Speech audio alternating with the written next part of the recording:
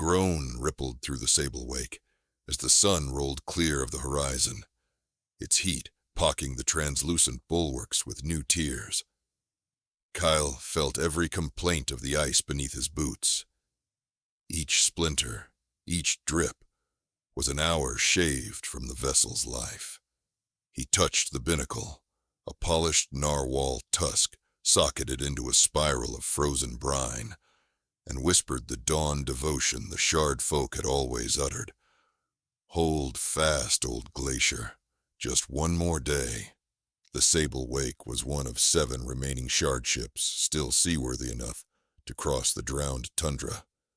A century earlier, when the deluge exhaled over the north and the permafrost collapsed like wet parchment, desperation had driven the ancestors to carve hulls from calving bergs. Great sewing saws, forged from the rusted ribs of drilling rigs, bit grooves into the ice, and the displaced villages became crews. The craft were fitted with windsilks and bone anchors, and the nomads learned to sail by listening to the groans of the ice, the only language that never lied. Now the bergs were smaller each winter, and each spring brought summers that began earlier and burned longer.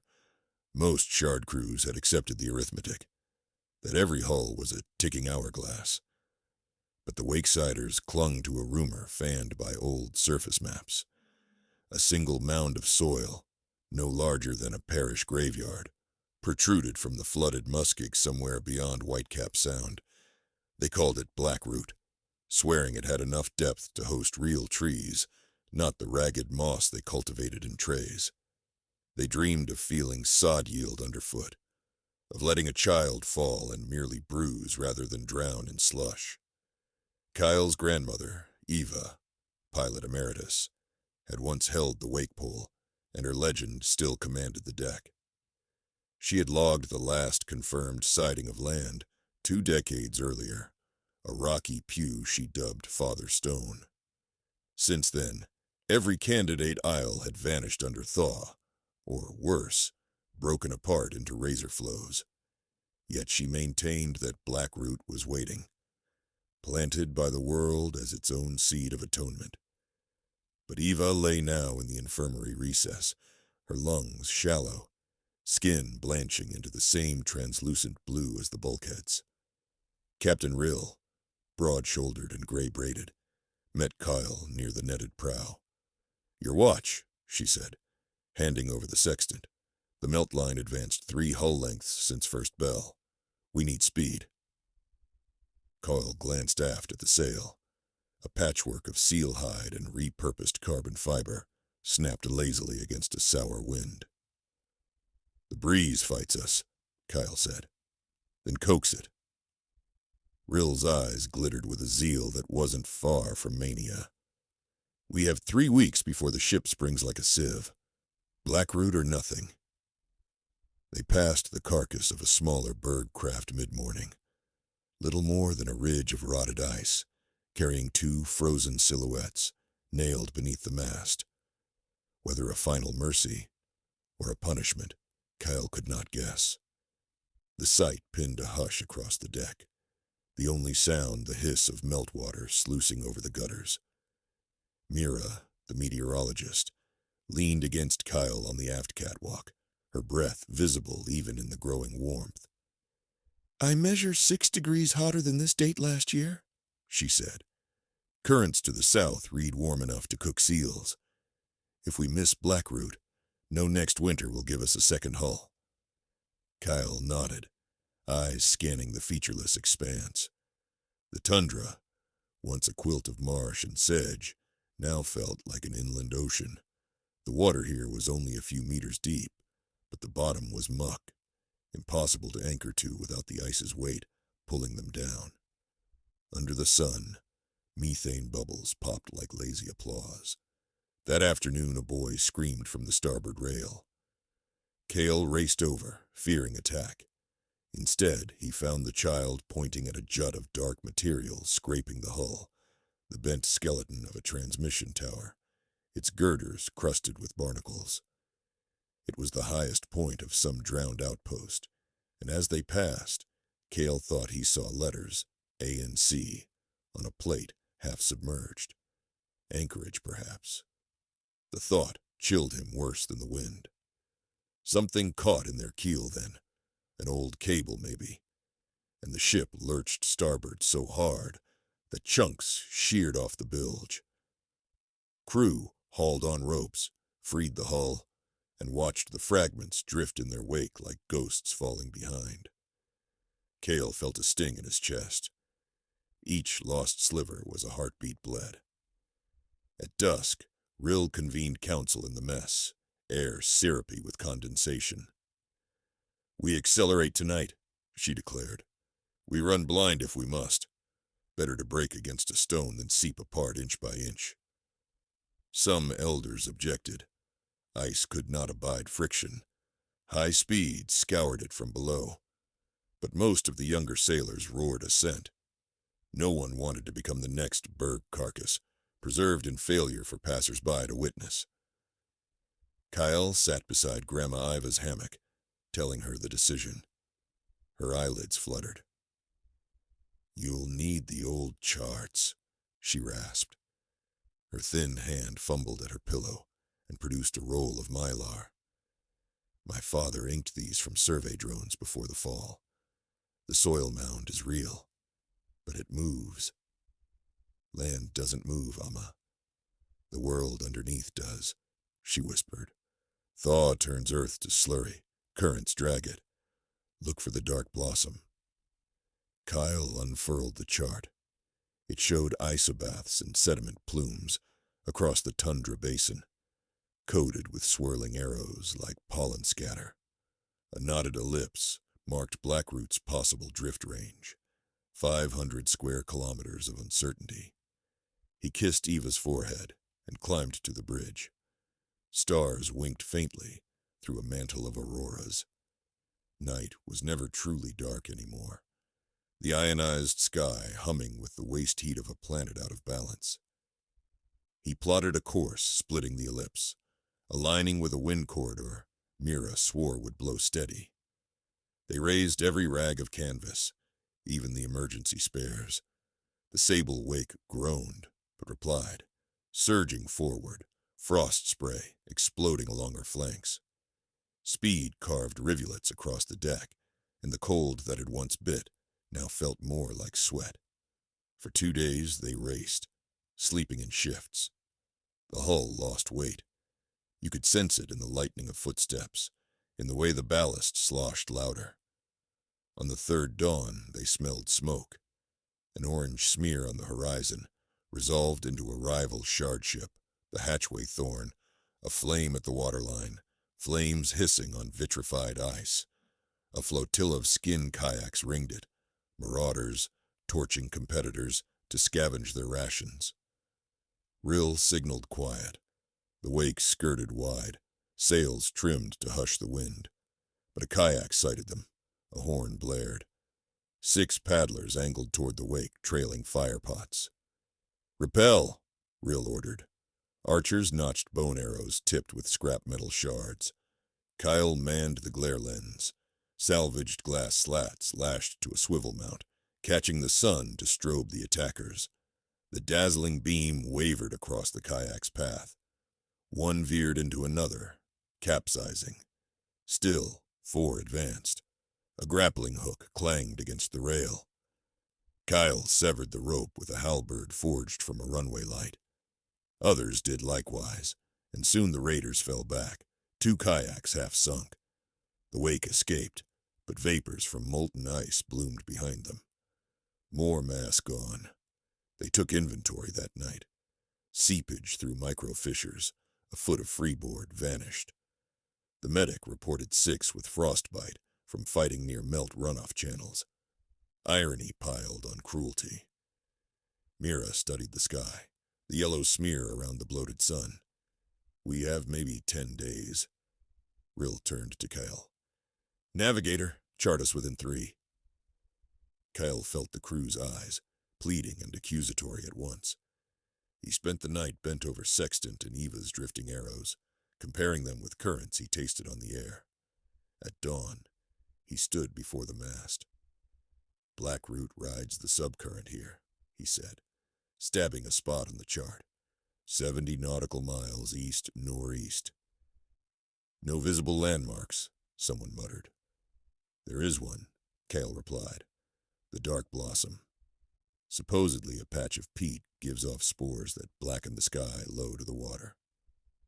The crew armed with that slim hope and set course. Wind delivered, a rare mercy. Day slides of slush skimmed off their hull. Every watch, Kyle tapped the bulwarks, gauging thickness. Barely a meter at the thickest. The Sable Wake had been 4 meters when launched. On the second twilight, a murmur rose from the forward netting. Kyle hurried, heart banging. Out across the stilled water, something like smoke curled along the surface. A smudge floating between mist and dust. The dark blossom. Sailors clutched one another. Some sobbed, others fell silent, as though sacred music threaded the air. But the patch drifted quickly westward, like a skittering storm cell. Rill barked for maximum trim. Sail strained. Ice grated. Cale's knuckles whitened on the helm. He steered by instinct deeper into melt-riddled channels, where warm eddies gnawed them from below. Mira shouted from the crow's perch. I see, trees. Cale saw them too. Ragged silhouettes behind the vapor bloom. Perhaps only knee-high, but real wood, real branches. Behind them lifted a gentle hump of earth, brown and dappled with tufts.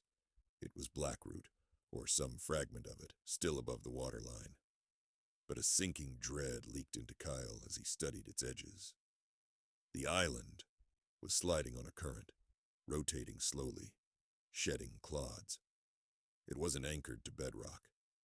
It was a mat, a living peat raft. The wake surged ahead, keel grinding on something soft. They'd run aground, or at least onto the peat's perimeter, which bobbed under their weight. Ice cracked like splitting kindling. The hull's starboard flank dented, leaking meltwater and brine. Rill commanded anchors, but the bone claws sank through the peat like spears through flesh. Nothing to hold. We must board while we can, Kyle shouted.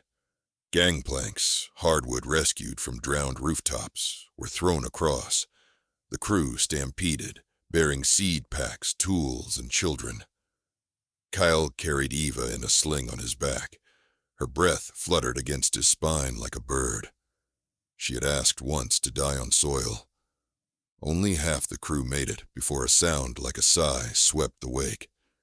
The keel, eaten thin, folded. The ship buckled amidships, throwing the remaining passengers into the slurry. Screams cut through steam. Those already on the island hauled survivors with ropes, but dozens vanished beneath. Ice and bodies swirled together in the gunmetal water. When the tumult sea calmed, the Sable Wake was reduced to a crescent of glassy shards drifting away. Rill crouched on the peat, face blank. Morning bloomed. The island, unburdened of the ship, rolled slightly and steadied. It measured perhaps 200 strides end to end, the center crowned by a stunted black spruce taller than a man, a monarch to these people who had forgotten forests. They took stock. 62 souls remained of 98. Food stores salvaged equaled 9 weeks of rationed meals. Tools enough to cut and shape peat bricks, maybe craft shelters from the planks and sailcloth. Water they could harvest with condensers. For the first time in generations, the horizon was not a prison bar, but a moat. Eva asked Kyle to set her down near the spruce. Her fingertips brushed the loam. Tears leaked from her pale eyes. It was real, she said. Tell them to plant. Kyle knelt, tasting the soil. It was acidic but alive with unseen life. Yet as he stared across the water, he noticed eddies tugging at their new home's rim, slicing off segments that drifted like broken lily pads. The warmth wouldn't stop. This island, too, would melt, only slower. Its death measured in summers rather than weeks. The crew dug furrows, placed moss cuttings, and staked the sailcloth for shade. Spirits rose on the novelty of stillness, but Kyle felt a hollowness. They had traded one countdown for another. On the third day, Mara and Kyle circled the perimeter with a weighted line. Depth measurements revealed the peat raft's thickness, scarcely 3 meters. Beneath was water, whose temperature already matched late summer norms. "We have 2, maybe 3 summers," Mira whispered. "Then we're swimmers again." Cale brought this to council that night. Torches flickered, scent of burning peat cloying the air. Rill listened, jaw set. Someone suggested carving smaller rafts from the island before it dissolved, building a fleet of peat boats inoculated with new moss to thicken them. Others proposed digging deeper, compressing the core to slow melt. Each plan gnawed at their meager supplies. Kyle thumbed Eva's chart. The drift currents were restless wanderers. Somewhere ahead, another shred of land might ride them. Blackroot could calve children the way glaciers once did. "We become gardeners of floating earth," he said aloud. "We chase and shepherd soil itself." Arguments raged until the spruce above shed its first cone onto the council circle. It bounced once, rolled to Iva's feet, and split, bearing seeds like tiny polished tears. Eva smiled, then coughed blood and was gone. They buried her by the spruce. The act felt sacrilegious, returning flesh to ground rather than ice or water, but also exquisitely right. Her grave gave the island weight it had never known. Weeks slid by. The peat thickened under their feet as moss knitted across wounds, nourished by the compost of their scraps. Children learned to fish with stationary lines instead of trolling nets. People walked without lifelines for the first time in memory. Yet the pull of the current remained. Every few mornings a chunk cleaved away. Scouts pushed coracles to recover drifting clods and to chart the tapestry of other dark blossoms speckling the horizon. They returned with news.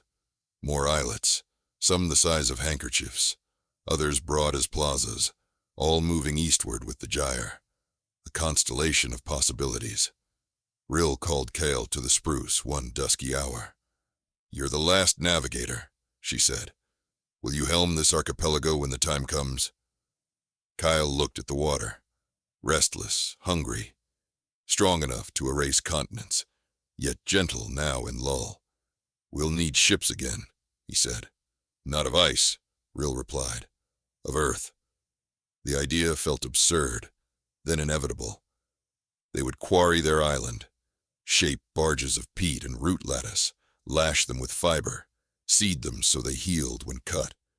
They would sail gardens, not glaciers, vessels the summer could scorch, but not melt so swiftly. That night, Kyle stood at Eva's grave and poured a vial of meltwater from the sable wake onto the soil. "You were right, Amma," he said. "Land moves, and so must we." Stars wheeled overhead, blurred by the shimmer of heat climbing from the water. In their flicker, Kyle imagined the future. A caravan of living rafts drifting across the wounded plateau, sowing green wherever they paused, refusing to surrender to either flood or fire. Nomads still, yes, but no longer prisoners of someone else's thaw. If the world had become liquid, then they would become seeds riding the tide, searching not for the last patch of soil, but for the next, and the next after that, until someday enough patches touched and steadied, and drift slowed into a shore worth anchoring to. The breeze rustled the spruce like a sail remembering its wind. Kyle listened to its hush and heard, for the first time, no groan of ice counting down to loss, but a whisper of needles promising return. He exhaled the damp air, tasted peat and salt, and felt the vessel of earth beneath him pulse with stubborn life. The voyage was not over. It had merely changed its keel,